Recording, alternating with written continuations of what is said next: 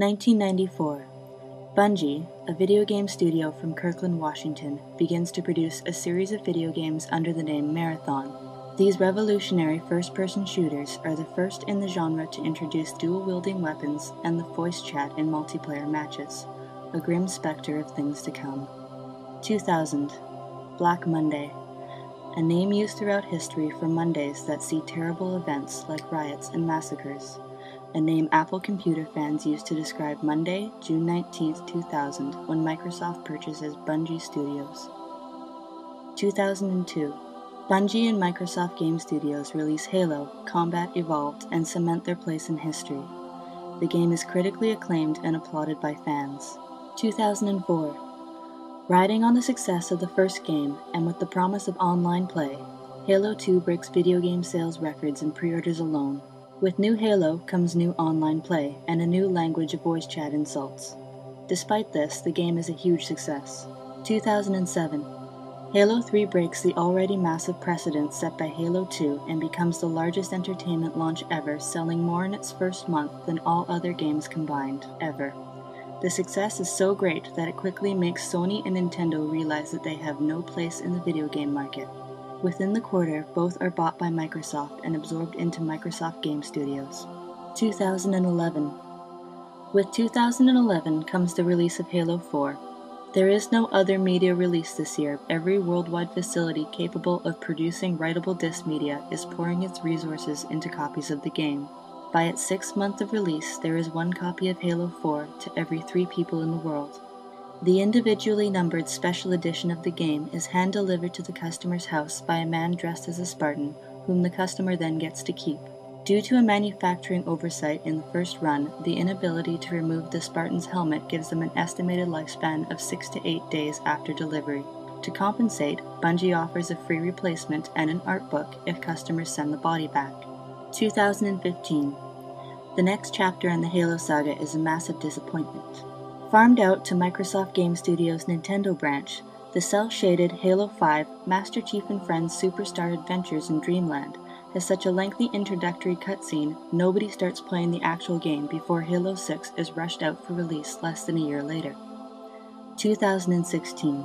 Halo 6 is notable for being the first truly cross-platform event released across all mediums. Table games, movies, comics, magazines, novels, radio plays, VR, TV shows, and home pregnancy tests. Halo is now such a massive cultural phenomenon it has become required curriculum in school. Despite the cross-platform tie-ins, the centerpiece remains the video game, selling 1.4 copies per person on the planet. Xbox creator Jay Allard is elected president, and one of his first acts is the renaming of the Grand Canyon to Blood Gulch. 2021. Halo 7 is notable not only for completely revitalizing the series, but also bringing about world peace. With everybody too busy playing online to fight, wars and disputes are now settled in 65,536 aside Team Slayer matches. In a world finding itself without violent conflict, the UN convenes and proclaims Jay Allard Master Chief of the world.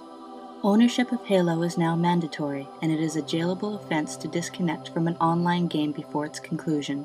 Such infractions are punishable by the player having his gamertag revoked until they finish watching the opening cutscene to Halo 5. For most, this is considered a death sentence. 2026.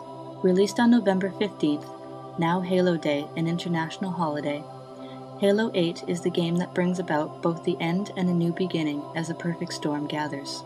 Economically, the worldwide money system can't handle the population trading in its copies of Halo 7 to buy Halo 8. Only when the smoke of launch day clears is it discovered that no money has actually changed hands. Global birth rate, which had been steadily declining since Halo 3, now reached critical levels.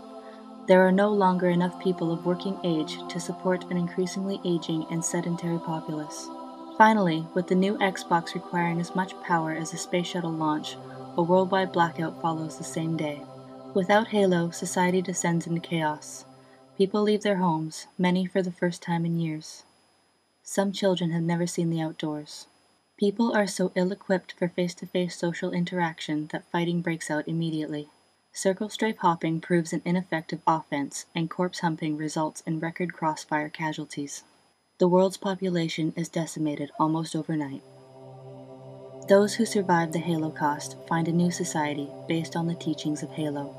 2034, the human race rebuilds. Work begins on construction of the Halo. Present day, with construction finally complete on the Halo, the human race can begin anew. Society can now focus on reclaiming the knowledge we once had. Even now, work is beginning on new video game technologies, skills previously lost. Recently, the first post-Halo game was released, and is a great sign of hope for the future of gaming.